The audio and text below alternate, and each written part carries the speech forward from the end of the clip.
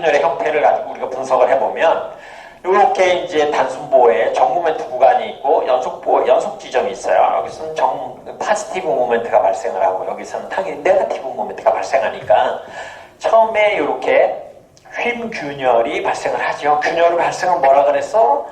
균열이 발생하는 지점, 즉 균열이 발생하는 지점과 직각되는 방향으로 작용하고 있는 인장 능력이 콘크리트가 저항할 수 있는 인장 능력을 초과하게 되면 금이 간다. 균열이 생긴다 그랬지? 그러니까 처음에 인장 능력이 이렇게 휘게 되면 이렇게 인장 능력이 발생하니까 여기서부터 이렇게 휨균열이 발생을 하고 휨균열의 팁에서 얘가 경사 방향으로 가게 됩니다. 왜? 이 부분에 있는 작용 하중이 저 부재에 휨 모멘트만 발생시킨 게 아니잖아. 전단력을 같이 발생시키니까 휘목력과 전단 응력이 이제 조합을 하기 시작합니다. 재료학에서 휘목력, 전단 응력, 주인장 응력, 주합 죽익력 어디다 써먹나 걱정했었다면 우리는 지금 그거를 써먹기 시작합니다.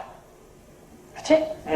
그래서 요 포지티브한 요 구간에는 휨 및 휨 전단 부분이 생기게 되고요. 연속 지점의 윗부분에도 마찬가지로 휨 및 휨 전단이 생기게 됩니다. 이 지점에서 약간 떨어져 있는 요 부분에서는 복부에 이렇게 균열이 가게 되는 이렇게 복부에 전단 균열이 생기게 되고 마찬가지로 복부에 전단 균열이 생기게 됩니다. 참 아이러니컬한 게 여기 발생하는 요 복부 전단은 RC에서는 거의 존재하지 않아요. PSC에서 아주 드물게 존재해. PSC는 이렇게 I형이라든지 이런 것들은 복부가 굉장히 얇거든. 그러니까 복부의 전단 균열이 이렇게 일어나. 그러나 우리가 얘기하고 있는 대부분의 보에서는 이렇게 휨균열의 끝에서 가는 이 전단 균열이 가장 흔한 균열이야. 그런데 재미있는 건 이렇게 드문 복부 균열에 대한 균열이 언제 발생시키는지에 대한 시점이라든지 이런 것들에 대한 예측은 재료학적 지식만을 갖고도 너무 쉽게 예측이 돼. 아주 드문 경우가. 그런데 아주 흔한 경우인 휨균열의 끝에서 대각선 방향으로 방향을 트는 전단 균열의 시작이 어디에서 되는지에 대한 이 예측은 지금도 명확하게 할 수가 없어. 지금도. 참 아이러니하라 한다 그럴까? 아주 드문 거는 아주 쉽게 정확하게 예측이 되고 아주 흔한 일반적인 이 균열은 아직도 그것을 정확하게 프레딕트 하기가 어려운 그런 상황이 된다라고 하는 거예요.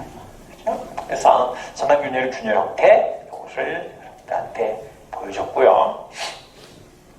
콘크리트 실험을 이제 만약에 하게 되면 여러분들이 이걸 경험했을 텐데 이렇게 10cm, 60cm 정도의 직육면체를 만들어서 4포인트 로딩이라고 얘기를 해요. 여기 발력 2개가 작용하지. 그리고 양쪽에 하중이 이렇게 작용해서 실제로 로딩이 작용하는 포인트가 하나, 둘, 셋, 넷. 이거는 4포인트 밴딩 테스트라고 얘기를 합니다. 전단력도 그리면 발력이 여기서 작용하니까 이렇게 하중이 작용하는데 이렇게 전단력 맞죠?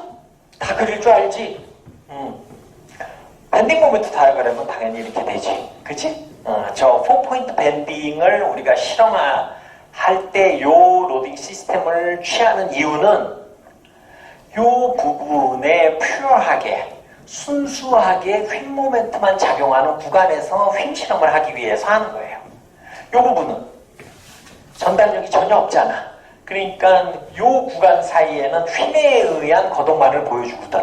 그치? 요 옆에는 전단력이 작용하고 휨 모멘트도 작용하니까 전단 응력과 휨 응력이 조합으로 같이 작용을 하겠지. 전단 응력이 크면 조금 전단에 의한 거동을 보일 테고 휨 응력이 크면 휨에 의해서 좀 지배되는 거동을 보이겠지 당연히. 그런데 내가 휨 테스트를 한다 그러면 휨만 딱 작용해야지. 전단에 의해서 얼마만큼 얘가 영향을 받을지가 정확하게 계산이 되지 않으면 내가 얻은 결과치가 이게 정확한 휨에 의한 건지 전단에 의한 약간의 영향을 받은 건지 알 수가 없잖아. 그러니까 이 구간에 실험을 하는 거예요.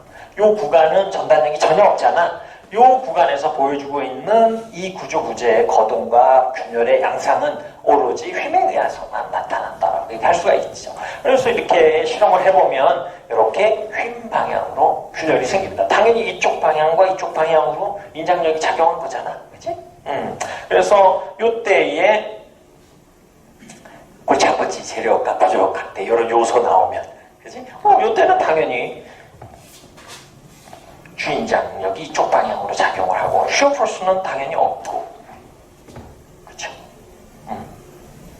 요 부분엔 이제 전단이 작용하게 돼서 이렇게 휨 균열을 이렇게 해서 얻어내게 됩니다. 자, 그 부분에 휨 균열 입구 위쪽 부분으로 오게 되면 휨 전단 균열이 생겨요. 즉, 휨 균열이 처음에 이렇게 생겼던 A의 팁에서 이제 대각선 방향으로 방향을 이렇게 틀기 시작합니다. 방향을 트는 이유는 왜? 하중이 얘한테 너는 휨 모멘트만 작용해. 이게 안 되잖아. 전단이 같이 작용하니까 그 안에 휨에 의한 휨 응력과 전단에 의한 전단 응력이 같이 발생을 하지. 그러니까 이 두 응력 사이의 상대적인 비에 따라서 얘 거동이 당연히 변하겠지. 그러니까 아직 얘기를 안 했지만 나중에 이 전단에 대한 균열을 얘기할 땐 당연히 휨 응력과 전단 응력 사이의 비를 가지고 얘기를 안 할 수가 없는 거지. 전단 응력이 작용하고 있는 포션이 훨씬 더 크면 전단에 의한 영향이 훨씬 많을 거고, 휨 응력이 훨씬 크면 거의 거동이 휨 응력과 같이 휨 응력에 의한 영향을 받겠지, 그지? 그래서 휨 전단 균열이 여기에서 생기게 됩니다. 그래서 전단과 휨의 조합에 의해서 부재의 모든 부분에 인자 응력이 발생할 수가 있다라고 하는 거죠. 아까 휨에 의한 거는 이쪽 부분에만 응력이 작용했지만, 요 끝에는 인장과 전단이 같이 작용하는 부분엔, 그치? 전단에 의해서든 휨에 의해서든 어느 부분에서든 다 인장응력이 발생할 수 있고, 콘크리트는 인장응력이 약하기 때문에 어느 부분에 있는 단면에서도 균열이 발생할 가능성이 있다라고 하는 거지. 그러니까 인장철근을 여기에만 넣는 게 아니고 사실은 그 균열을 막을 수 있는 콘크리트의 모든 부위에 철근이 들어가야 되는 게 맞는 거죠. 그렇죠? 그래서 콘크리트 부재 모든 부분에서 인장응력을 발생 가능하기 때문에 적절한 보강이 이루어져야 되고, 앞에 있는 이 부분에서 이제 요 요소를 가지고 중력의 요소로 변환하는 요거. 그래서 축대를 따라서 주인장응력이 이렇게 작용하니까 주인장응력이 작용하는 방향과 수직되는 방향의 균열이 이렇게 생겨가게 됩니다. 우리는 요 주응력을 가지고 이제 스트레스 컨투어도 만들 수가 있고, 그죠? 어느 부분에 인장이 작용하고 있는지를 이제 알 수가 있게 되죠.